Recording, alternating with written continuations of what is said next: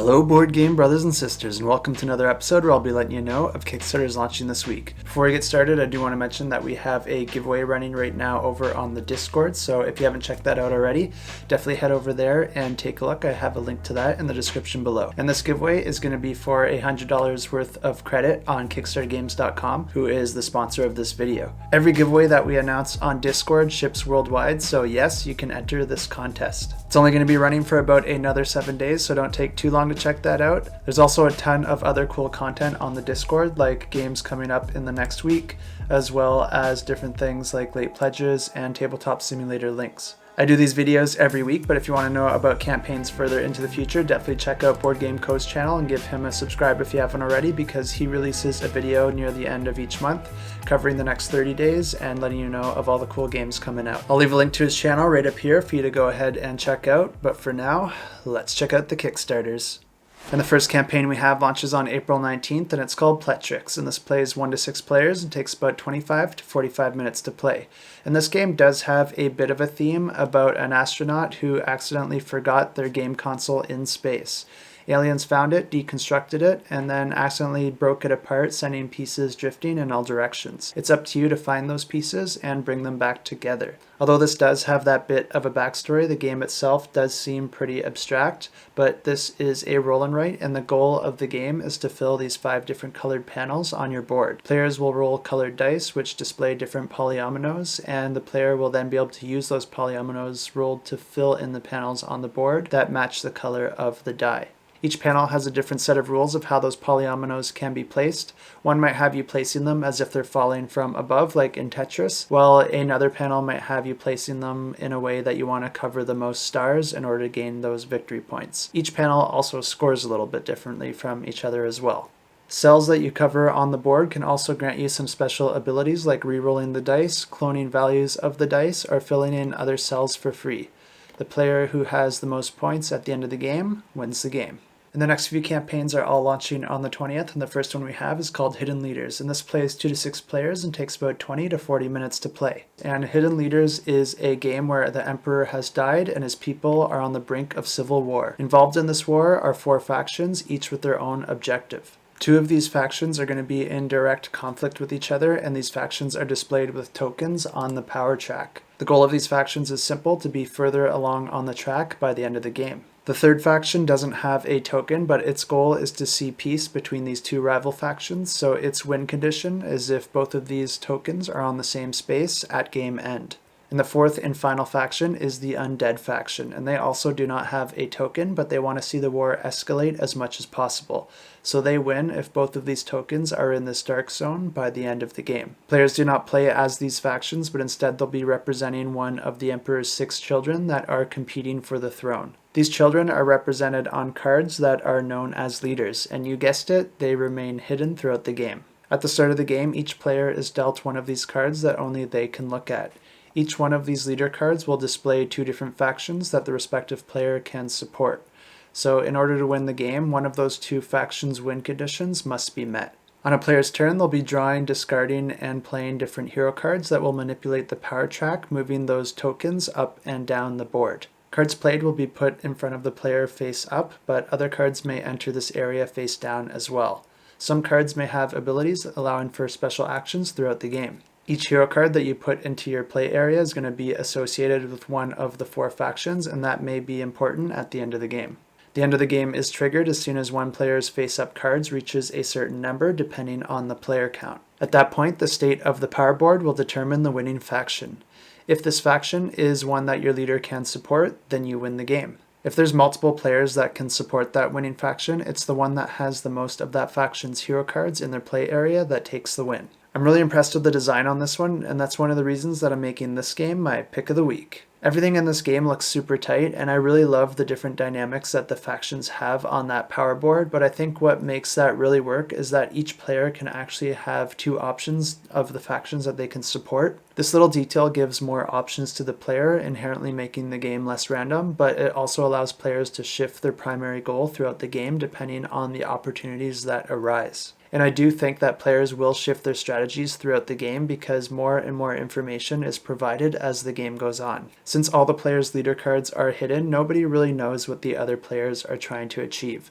They can only speculate based on the actions that they see those players perform. I'm personally not a huge fan of deduction games because it's too often that the information that you get is so subjective that the game just ends up feeling random. But the implementation of the deduction elements in this game seems really well done, and I'm really confident that this will not have that problem because players are deducing based on the actions of the other player and not on the social aspects of the game. I really like that, so I want to congratulate the designers here on some great work by turning a mechanism that I'm usually pretty averse to into something that I'm actually excited about. Also, the team here is doing some amazing work, and there's a ton of comments and ratings over on the ratings tab on BGG. And the amount that I'm seeing here is basically the jackpot for a pre-release game. And for those of you that watch these videos, you know that I really love seeing this because it proves to me that this game's been play tested and that these designers are doing their due diligence to make this into the best game that it can possibly be. I also really love the art in this game, and I'm pretty sure that every single card in this is going to be unique, which actually makes this price point very attractive. There's also a tabletop simulator link, which I have shared on the Discord, which you can go ahead and check out for yourself. And there's also going to be the rulebook shared on the campaign page if you want to read that as well. So this campaign is really checking off all the boxes. I'm really excited about it. Definitely go ahead and check this one out. I'll have links to this and all the other campaigns in the description below. And don't forget that if you visit their Kickstarter pre-launch page, you can actually click to get notified as soon as the Kickstarter launches. And the next campaign we have is Monster Hunter World, the board game, and this plays 1 to 4 players, and this is a game that many of us have been excited about, and this is a cooperative arena combat miniatures board game that's yet another board game interpretation of a video game franchise. There's also a movie that's good fun if you don't set your expectations too high. But in Monster Hunter, the board game, players are going to be working together to complete a choose-your-own-adventure campaign mode or one-shot scenarios. This is not a hugely narrative game, but there are a lot of options, and this game is much more focused on smashing monsters and gaining loot. If I understand the lore correctly, you're actually going to be in a whole different world that's been overrun with giant aggressive monsters, and these monsters are so tough that you need other monsters in order to take them down. And what I mean by that is that you're going to have to start small being a relative term, because when you take down a monster, you'll get a bunch of loot and monster parts that you can use to fashion stronger weapons to take out those bigger monsters, gaining you stronger parts and continuing that cycle. Players will be completing a number of quests throughout the quest book, and these are broken down into 3 phases. First, there's the gathering phase, where players will be exploring the different environments, gathering resources, and searching for a monster that could appear at any moment. And then there's the hunting phase, where you'll attempt to slay the monster by playing cards and using your stamina to move around the board and make your attacks. The monsters may play a little bit differently depending on the decisions that you made up to that point, which will modify both its mood and its attack strategy. Finally, there's the HQ phase, where you'll be crafting new weapons and armor using the loot from your monster's battles, assuming that you survived. And there's quite a lot of content out on this game already. You can go ahead and check out Board Game Co. or the King of Averages channel if you want to see some live footage of the game. And Steamforged Games has also released some content of their own as well. I haven't seen the campaign page yet, but it looks like this article says that the core game will be about $70 and it'll boast a 30-hour campaign. From the little bit of knowledge I have on the game, that does seem like a pretty nice price point, but it looks like the highest pledge can get up to $279. And that is getting pretty pricey, so I'm hoping that's an all-in pledge and you're not going to have to throw in the price of add-ons on top of it. And the next campaign we have is Auroboros, Coils of the Serpent. And this one's not a board game, but instead it's an introduction of the new franchise world set in a 5e tabletop RPG campaign. This is designed by a former Blizzard executive, and it iterates on the work that he did decades earlier on the world of the Law brand. If you're interested to know more about this one, they put out a great video covering all the details and changes, and I'll leave a link to that right up here. And the next campaign we have launching on the 20th is It's a Wonderful Kingdom, and this plays 1 to 2 players and takes about 45 to 60 minutes to play. And this is the next big game from Le Bois de Jeu, who has just been knocking it out of the park with their games. They've been getting really high ratings as well as really high rankings on Board Game Geek. And it's because of this that it's no surprise that this one is our Discord Pick of the Week. And this one is a standalone game building off the mechanisms of its predecessor, It's a Wonderful World. But this one's going to offer a little bit more interaction as well as a bluffing mechanism and some brand new challenges. This game's played using modules, each with their own mechanism, and each game players will choose one of these different modules to compete against each other. This game is divided into 4 rounds, each round having 3 phases. First we have the split and trap phase, which uses an I split and you choose mechanism where one player is going to be dividing cards into 2 different piles that the other player will have to choose from. And then you have the planification phase where each player is going to be choosing which of their cards to build and which to recycle in order to accelerate their development. And then the third phase is the sequential production phase, where each player is going to be producing the resources of their kingdoms. Production will happen in a particular order, which opens up many opportunities to optimize your production and development. At the end of the 4th round, the player with the most victory points wins the game. If you're a fan of It's a Wonderful World and you'd like to play a 2-player iteration of it, this is definitely one that you'll want to check out. And I just want to take a second here and mention that if you want to go ahead and save some money, you can use the coupon code ShelfClutter over on KickstarterGames.com. This coupon code will get you a massive discount of 15% off your entire cart. So if there's a game that you've had your eye on or one that you know you're going to buy, definitely go ahead and check out KickstarterGames.com because this coupon code can save you a ton of money. A small percentage of any sales made with that coupon code does come back and help this channel, so if you want to help make this just a little bit more sustainable for me, you can also feel good about that as well. Every month, KickstarterGames.com also does a giveaway to a random subscriber, and they're always really nice games, so I also recommend signing up to their newsletter, and that's all you have to do to get included in all those giveaways. And the next campaign we have, also on the 20th, is called Dark Mages, and this plays 2 to 4 players and takes about 20 to 45 minutes to play. In Dark Mages Advanced Edition is a reimplementation of the game Dark Mages, where you play as powerful wizards competing for leadership of the realm. Dark Mages is a strategic card game that uses both TCG and RPG elements, along with dice rolling and leveling up. This gives players the opportunity to cast stronger spells, fight other players, and fend off swarms of monsters that can overwhelm the players during random events throughout the game. And the next campaign we have is called Harsh Shadows, and this is a solo game that takes about 20 to 30 minutes to play. And Harsh Shadows is a solitaire game of espionage. You're going to be playing as an agent trying to catch a spy, and you'll be navigating a 3x3 grid of locations, revealing different discovery cards placed beneath them. Discovery cards can be an item, a clue, or a bomb, which will cost you cards. The spy also gets a turn where they're going to be navigating the board, dropping additional discovery cards as they move. If the spy moves to your location, you'll have to discard a card. If you can't discard a card, or if you have to discard a card that's a certain item that you need to win the game, then you immediately lose. When the discovery deck is completely empty, that's when the spy is going to attempt to escape. To win the game, you're going to have a tracking bug on the spy, have at least 3 of the item cards in hand that match the case cards, and also make it to the spy's current location before they try to escape. Also on the 20th, we have Gametoppers 3.0, and this is a gaming table that actually sits on top of your existing table, but it can be easily taken apart or put together so that you can put it away when you don't need it, but then put it together quickly and use it when you do. These come in a variety of sizes, and there will also be accessories like cup holders, chip counters, component trays with a really neat built-in dice tower, as well as a variety of high-quality game mats that are going to feature all sorts of themes and environments. And it looks like this campaign is going to introduce the brand new Gametoppers dining cover, which is going to be made up of a few interlocking panels that you can put on top of your board in order to turn it back into a conventional table.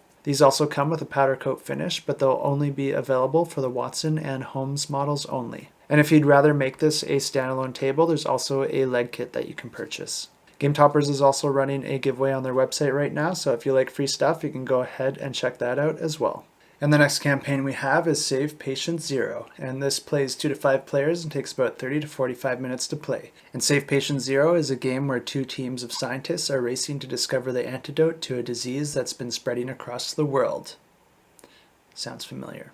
Each team consists of 1 or 2 players, and one player can optionally play as the lab computer, acting as the game master. Teams are going to be gathering information and trying to determine which of the 3 possible 25 molecules are required in order to create the antidote. Each team has a deck of tool cards that the team will use on their turn in order to activate one of their 10 tools. Each of these tools will give some sort of clue to which of the molecules the players are looking for. Each team will keep track of the info they gather on their player sheets and keep it hidden behind their player screens. Each team has only 18 actions and only 2 attempts to guess the antidote. Failing to identify the solution within those restrictions loses the game immediately. And now on April 21st, we have Florence, and this plays 1 to 5 players and takes about 40 to 80 minutes to play. And Florence is a Euro-style area control game where players will be navigating the Carnival with hopes of gaining favor with various Medici. The Medici will be moving around the city each round, so the regions that you'll want to visit will be changing as they move about the board. Over 9 rounds, players will be dispatching family member workers to attend parties, give gifts, brag about their achievements, and engage in juicy gossip. They'll be doing all this to muscle their way through the crowd in order to meet with the Medici. As the game progresses, the Carnival goes into full swing with even more crowded streets, making navigation even more difficult. Also, each Medici is only impressed by a specific approach. As the night goes on, they become harder and harder to impress. This can be a problem, but can also be an opportunity because you can score more points for the increasingly harder objectives if you're able to complete them. And this uses mechanisms like action points, area majority, area movement, and game bonuses, hand management, hidden victory points, network and route building, pattern building, point-to-point movement, resource to move, set collection, variable setup, worker placement, and worker placement with different worker types. And then finally, on April 25th, we have Glory, and this plays 2 to 4 players and takes about 90 minutes to play. And this is an RPG-style board game where you'll be traveling an old map with your dry erase character sheet. In this game, players will be picking up quests, buying goods, gathering secret information, and competing to win 20 points of glory by helping the town, slaying monsters, and completing various quests. This is an entry-level game that's designed for gamers and non-gamers that are new to the hobby. And that's it for this week, but don't leave yet because we got a few pledged giveaways to announce. And the first giveaway we have is for Rise of the Gnomes. And this is a worker placement area control game that's low luck and high player interaction. This game is all about brewing beer in a fantasy world. And players are going to choose 1 out of 30 races, all with their own unique abilities, and they're going to be competing to build a brewery, collect ingredients, and brew specialty beers in order to win points from the judges. This game can be played cooperatively, solo, or competitively, and it also features a gnome union, which is an automated competing player. And if this automated player wins, then all the human players lose. And this giveaway is going to be for the core game pledge, which comes with 1 copy of Rise of the Gnomes, as well as the additional races add-on. And to enter this giveaway, just leave a comment down below with the hashtag brew, and let us know if you had a brewery, what would you call your beer? I kind of want to make a beer now just to call it Fridge Clutter. And the next giveaway we have is for Connecting Flights, an airline management board game. And in this game, you're going to be buying planes, flying passengers, and making money. This is a 1 to 5 player competitive engine builder with a dedicated solo and cooperative mode. The game features engine building, hand management, auctions, competition for resources, events, and individual character abilities. Each round an event is drawn that can have positive or negative effects, and players are going to have the opportunity to buy and trade resources during an auction phase. And then players are going to be chaining different cards in order to optimize their flights depending on the passengers, airports, and locations that they're trying to visit. Creating efficient flights earns you the most income, and the player with the most profitable airline wins. And this giveaway is going to be for a business class pledge, which comes with a deluxe version of the game, including everything from the previous pledges, as well as all unlocked stretch goals. And to enter this giveaway, just leave a comment down below with the hashtag flight, and let us know what your #1 item is that you never go on a flight without. For me, I always need my tunes, and noise-canceling headphones are a must.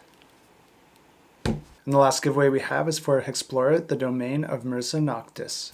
And this is a cooperative hero building adventure board game toolkit. And this is both a standalone game and an expansion for the previous volumes. Players can create their own hero by combining different aspects as well as a role and a race. This combination is going to drive the hero's strengths, weaknesses, and defines the special abilities that you're going to be able to use throughout the game. Players are going to work together to gather clues and complete investigations in order to advance their hero's strength, while the monster is going to be draining the blood of the victims. You'll be able to choose your own path and explore a modular map which changes with each playthrough. Each game yields substantially different events, some controlled by the players, while others occurring randomly. And this giveaway is going to be for the HEXplore pledge, which comes with the core box as well as a holofoil villain poster. And to enter this giveaway, it's going to be a little different than the other ones. All you have to do is head over to the Discord, check out the giveaways channel, and click the little emoji that will sign you up for the giveaway. And that'll get automatically drawn at the end of 7 days. And now let's go ahead and draw the winners from last week's giveaways, and I use this fancy application here to draw a winner. And all these extra names down here are bonus entries for my Patreon subscribers. If you like this sort of content and you want to help out the channel, definitely check that out because it's the best way to show your support. And it also gets you bonus entries into these giveaways, which is a really nice perk. And the first giveaway we're going to draw for is Lasting Tales. So let's go ahead and draw those comments. And then go ahead and draw. I'm just going to draw all these comments in advance because it took really long.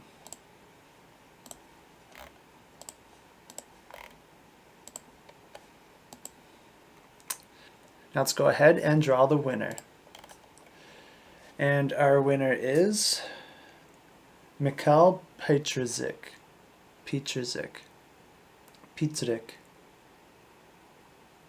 Am I right? Congratulations on the win. Just email me at adam@shelfclutter.com and we'll get that pledge sorted out. And next we're drawing a pledge for Scrumpy Cider. So let's go ahead and draw that winner. And our winner is one of our Patreon subscribers. And our winner is Reciclarishu. Congratulations on the win. And now let's draw the winner for Hippocrates. And the winner is Superman 221. Congratulations on the win. Just email me at adam@shelfclutter.com and we'll get that pledge sorted out. And now let's draw for a pledge for Mythic Battles Ragnarok. So let's go ahead and draw that winner. And the winner is... Congratulations, Sylphin. You just got yourself a pretty epic pledge. Just email me at adam@shelfclutter.com and we'll get that all sorted out for you. And that's it for this week. If you found this content useful, make sure to smash that like button because it helps out the channel immensely. And until next time, keep that shelf cluttered and the table full.